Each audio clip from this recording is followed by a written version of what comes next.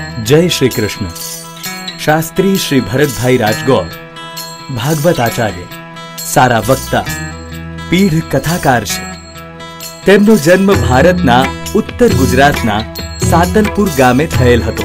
પ્રાથમિક શિક્ષણ પૂર્ણ કર્યા પછી તેમણે સતત 12 વર્ષ સુધી સંસ્કૃત શાસ્ત્રનો અભ્યાસ કર્યો છે। શ્રી ભાગવત વિદ્યાપીઠ સોલા ખાતે તેમણે અભ્યાસ કર્યો તથા શ્રી ભાગવત વિદ્યાપીઠ પાઠશાળામાં અનેક ઋષિકુમારોને સંસ્કૃત સાહિત્ય અને વ્યાકરણના જ્ઞાનનું सहृदयથી સિંચન કરેલ છે। તેઓ શ્રીએ મધ્યપ્રદેશમાં આવેલ રતલામ શહેરમાં જઈને ઘણા બધા શહેરીજનો તથા ગ્રામીણજનોને તેમના જ્ઞાન દ્વારા જાગૃત કર્યા છે। કેલિફોર્નિયા જતા પહેલા તેમના કરમસદ ખાતે નિવાસ દરમિયાન ઘણા બધા શહેરો તથા ગામડાઓમાં તેમણે કથા સ્વરૂપે જ્ઞાનરૂપી અમૃત આપેલ છે। તેઓ શ્રીએ 100થી પણ વધુ કથાઓ ભારત, अमेरिका અને યુકેમાં કરેલ છે। તેઓ શ્રી ભાગવત કથા, ગીતા પ્રવચન, રામકથા અને અન્ય ધાર્મિક કર્મો કરે છે। આજના ત્રીજા દિવસના આપણા ગીતા સ્વાધ્યાયમાં આપણે સ્થિતપ્રજ્ઞ ઉપર ચર્ચા કરી રહ્યા છીએ। સ્થિતનો अर्थ थाय स्थिर, एक अर्थ थाय दृढ़। જેટલું માણસ દ્રઢ હોય ને એની બુદ્ધિ દ્રઢ હોવી જોઈએ। આપણી બુદ્ધિ કેવી છે, ગમે ત્યારે ગમે ત્યાં અટવાયા કરે, અટકી જાય, ભટકી જાય, લટકી જાય। આપણી બુદ્ધિની કંઈ ઠેકાણું નહીં। ન અટકવાનું હોય ત્યાં બુદ્ધિ અટકે, ન લટકવાનું હોય ત્યાં બુદ્ધિ લટકે અને પછી ભટકે। એટલે આપણી બુદ્ધિ ભટકે એટલે આપણે ભટકવાનું થાય। આ દુનિયાનો નિયમ છે કે આપણો આખો આધાર કોના પર, તો કે બુદ્ધિના ઉપર। બુદ્ધિ એટલે મન। અને એટલા માટે ભગવાન કૃષ્ણએ કહ્યું કે હે અર્જુન, તો સ્થિતપ્રજ્ઞ થા। જો શબ્દ કયો વાપર્યો છે? સ્થિતપ્રજ્ઞ। સંસ્કૃતમાં બુદ્ધિ માટે સ્મૃતિ શબ્દ છે, મતિ શબ્દ છે, बुद्धि शब्द है અને प्रज्ञा शब्द है। स्मृति એટલે શું? ખાલી સ્મરણ રાખે ને એને સ્મૃતિ કહેવાય। આપણે યાદ રાખીએ એ સ્મૃતિ કહેવાય। બધી ઇન્ફોર્મેશન હોય, ખબર હોય, એ સ્મૃતિ કહેવાય। પછી આવે મતિ। મતિ એટલે એમાં પોતાનો મત વ્યક્ત કરી શકે, એને મતિ કહેવાય। સ્મૃતિ ખાલી યાદ જ રાખે, એનામાં પાવર કેટલો હોય તો કે ફક્ત સ્મરણ શક્તિ એની સારી હોય, એ સ્મૃતિ કહેવાય। મતિમાં પોતે પોતાનો વિચાર મૂકી શકે, એને મતિ કહેવાય।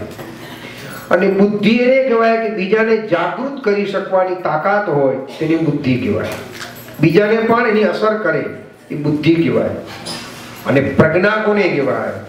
તો કે જેની પાસે જવાથી એક દીવો પ્રગટતો હોય, એની જોડે દીવો મૂકે ને જેમ પ્રગટી જાય, એમ જેની પ્રજ્ઞા પ્રજ્વલિત હોય, જે પ્રજ્ઞાશાળી વ્યક્તિ હોય, એ બીજા અનેકના જીવનમાં પ્રજ્ઞા ઉત્પન્ન કરે, એને પ્રજ્ઞા કહેવાય। એટલે ભગવાને અહીંયા શબ્દ શું વાપર્યો? સ્થિતપ્રજ્ઞ। કે તમારી પ્રજ્ઞા મજબૂત હોવી જોઈએ। ખાલી એવું ના કહ્યું કે તમારી સ્મૃતિ મજબૂત થાય, તમારી મતિ મજબૂત થાય, તો ઘણા લોકોની હોય। યાદ શક્તિ તો અનેક લોકો તમને જોવા મળે। સ્મરણ શક્તિવાળા દુનિયામાં કેટલાય લોકો હશે જેને કેટલું યાદ હોય, પણ ભગવાન કે એનું મહત્વ નથી। મતિ એટલે ઘણા ગ્રંથો લખવાવાળા લોકો બી હોય, એનો મત મૂકવાવાળા હોય, એનું પણ મહત્વ નથી। બુદ્ધિનું પણ મહત્વ નહીં, પણ જ્યારે પ્રજ્ઞા સ્થિર થઈ જાય, જ્યારે પ્રાજ્ઞિક તમે બની જાઓ અને એમાં તમારું સ્થૈર્ય આવી જાય, ત્યારે ભગવાન કહે કે તમે સ્થિતપ્રજ્ઞ। અને એ સ્થિતપ્રજ્ઞ એટલે શું થયું? સ્થિતપ્રજ્ઞ થયા પછી માણસ ગમે તે સ્થિતિમાં ગમે ત્યાં રહેતો હોય, એને કોઈ હલાવી ન શકે। બહુ કઠિન છે આ વસ્તુ છે ને, બહુ કઠિન। કારણ કે અનંત જન્મોથી આપણી ઇન્દ્રિયોને એવી આદત પડી હોય છે। આંખને જોવાની આદત છે, જીભને સ્વાદની આદત છે, અનેક જન્મની આદત છે। એટલે ઘણા લોકો એવું કહે ને કે આપણે લોકો ખાસ એવું માનીએ રિઇન્કાર્નેશનમાં, પુનર્જન્મમાં આપણે સ્વીકારીએ છીએ। તો એનું પ્રમાણ શું? આજે માણસ એવું કે આ પુનર્જન્મ છે, એનું પ્રમાણ તો કઈ હોય ને। તો અહીં તમે જ્યારે ગીતાનું ચિંતન કરો તો એના પ્રમાણ જોવા મળે.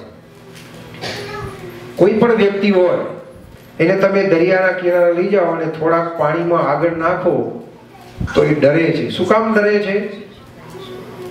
ભાઈ એ કોઈ દિવસ આ શરીર મળ્યા ત્યારે તો એને ડૂબ્યો નથી, પણ એને ડર શું લાગે? પાણીમાં હું આગળ જઈશ તો ડૂબી જઈશ, ડૂબી જઈશ, ડૂબી જઈશ, એવો ભય લાગે ને. એને ભય લાગે છે. શા માટે? કારણ કે અનેક જન્મમાં આપણે પાણીમાં ડૂબ્યા છીએ. અગ્નિ હોય અને અગ્નિ પ્રજ્વલિત હોય એમાં કોઈને તમે ફેંકો તો એ પણ ડરે એનાથી. કેમ? તો કે કોઈ જન્મમાં એ બળ્યો પણ હશે, બળીને આપણે મર્યા પણ હશું. એટલે પુનર્જન્મના જે સંસ્કારો છે માણસને જાગૃત કરે છે.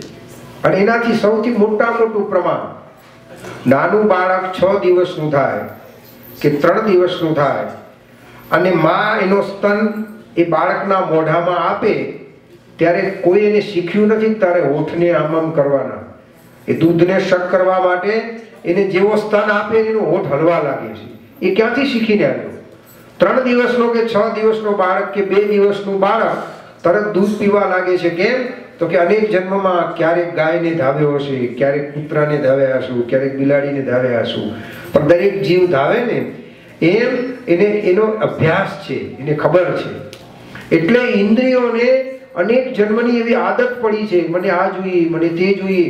એટલે ઇન્દ્રિયની એ આદતમાંથી બહાર લાવવા માટે ભગવાન કૃષ્ણ અર્જુનને સમજાવે છે કે એના માટે શું કરવું પડશે?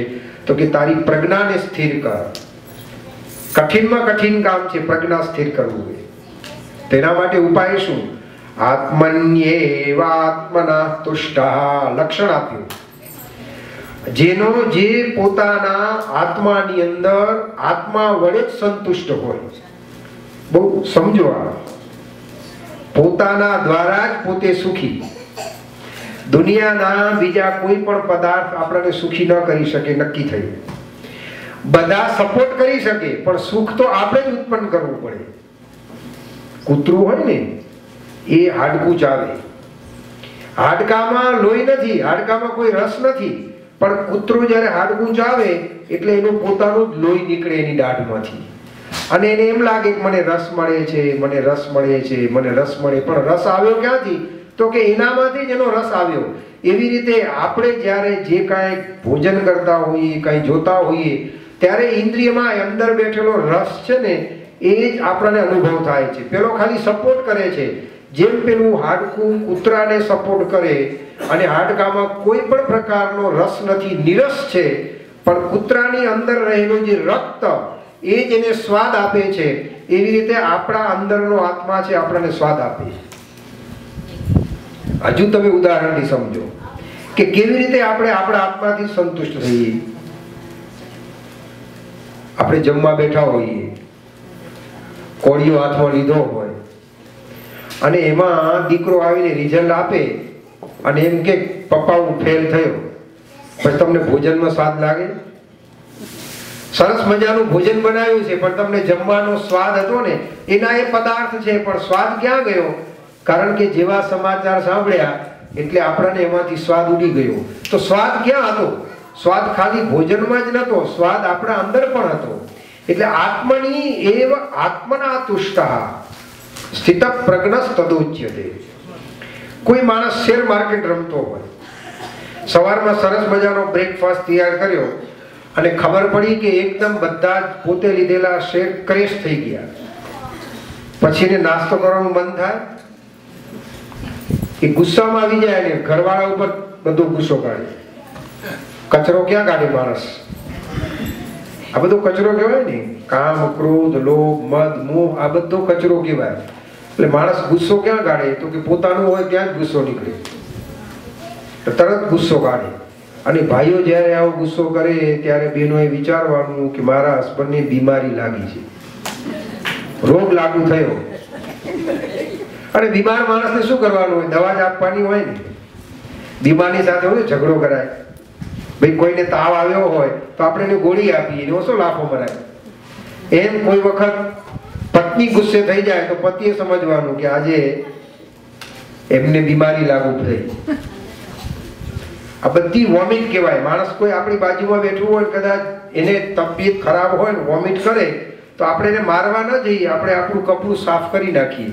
એમ આપણે વિચારવાનું, કોઈ વખત કોઈ ગુસ્સો કરી દે તો આપણે વિચારવાનું કે અત્યારે એ બીમાર છે, એટલે જઈને આપણે આપણું કપડું સ્વચ્છ કરી આવીએ. બસ આ માણસ સમજણ આવી જાય ને એટલે એને શું કહેવાય? સ્થિત પ્રજ્ઞ આત્મની એવ આત્મના તુષ્ટ. બીજી વસ્તુ, જો આ ગીતા છે ને જીવન શીખવાનું બહુ મોટું શાસ્ત્ર છે. જો આટલું આપણે શીખી જઈએ તો આપણું જીવન ધન્ય બની જાય. આટલી જ્યારે સમજ આવી જાય તો આપણું જીવન ધન્ય થઈ જાય. હનુમાનજી મહારાજ ભગવાન રામચંદ્રજી ની સેવામાં એમને આગ્રહ કર્યો કે મને સેવામાં બોલાવો.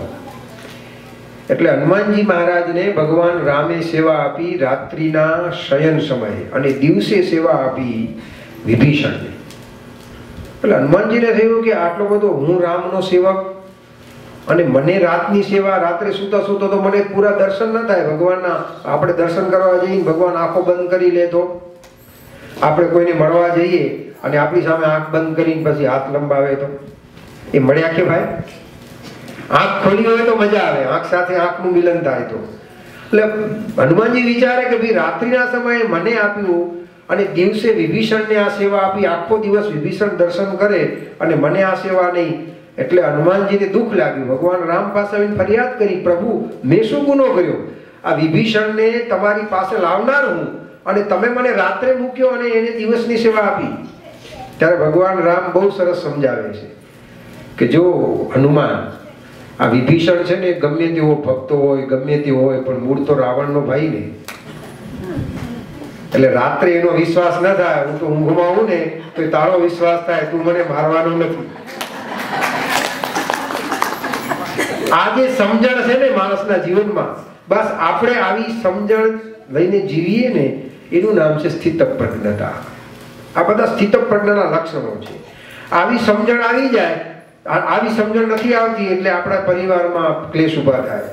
આપણે શું સીધું નેગેટિવ લઈએ, જે કાંઈ વાત હોય એને ઉલટાવી નાખીએ. વાતને સુલટાવવાની હોય એની જગ્યાએ આપણે ઉલટાવી. સારી વાત કરી એમાંથી લોકો ખોટું લઈ લે છે અને પછી નાની નાની વાતમાં ઝઘડા કરી દે, ઝઘડા કરીને બે છૂટા પડી જાય. સાવ નાની બાબત હોય પણ જો વાતને સુલટાવતા આવડી જાય એટલે કેવા સ્થિત પ્રજ્ઞા. એનું નામ છે આત્મન્યેવ આત્મના તુષ્ટ. પોતાના આત્માની અંદર જ તુષ્ટ રહે. તો કે શું પુરુષાર્થ? તો કે પુરુષાર્થ તો કરવો જ પડે, પુરુષાર્થ વિના તો ચાલે જ નહીં. પરિશ્રમ તો કરવો જ જોઈએ, એના વગર ન ચાલે. તો પછી આત્મની આત્મના તુષ્ટ, એની શું વાત આવી? પુરુષાર્થ કરો પણ જે કાંઈ મળે ને એમાં આનંદથી રહો. તમે એવું કામ ન કરો કે જેને કારણે આપણું જીવન બગડે, આપણું મન બગડે, આપણી બુદ્ધિ બગડે. સામેવાળાને નુકસાન ન થવું જોઈએ. તમે જે ક્ષેત્રમાં હો એ ક્ષેત્રમાં બરાબર ન્યાય આપો અને જે મળે તેમાં સંતોષ રાખો. આત્મની આત્મના તુષ્ટ. હવે ને આ શબ્દ હું સમજવા જેવો છે. નહીંતર લોકો એવો અર્થ કરે કે આપણે તો આત્મામાં સંતુષ્ટ રહેવાનું, કામ કરવાની જરૂર નથી, કઈ જવાની જરૂર નથી. ભગવાને આગળ એક શ્લોક લખ્યો છે કે હું બધાનું ભરણ પોષણ કરું છું, યોગક્ષેમમ વહામ્યહમ. તમારે ચિંતા કરવાની જરૂર નથી, તમારો યોગક્ષેમ હું વહાવું છું. એટલે ભગવાન કૃષ્ણ કહે તું ખાલી એ શ્લોકનું જ પાઠ કરે છે પણ બીજા ઘણા એવા શ્લોકો છે એ બધાનું અનુસંધાન નથી કરતો. ભાગવત આચાર્ય શાસ્ત્રી શ્રી ભરતભાઈ રાજગોર, ધર્મશાસ્ત્ર અને સાહિત્ય આચાર્ય, ગોલ્ડ મેડલિસ્ટ સંસ્કૃત. સંપર્ક USA શાસ્ત્રી નલિનીબેન રાજગોર. ફોન 001-562-868-5236.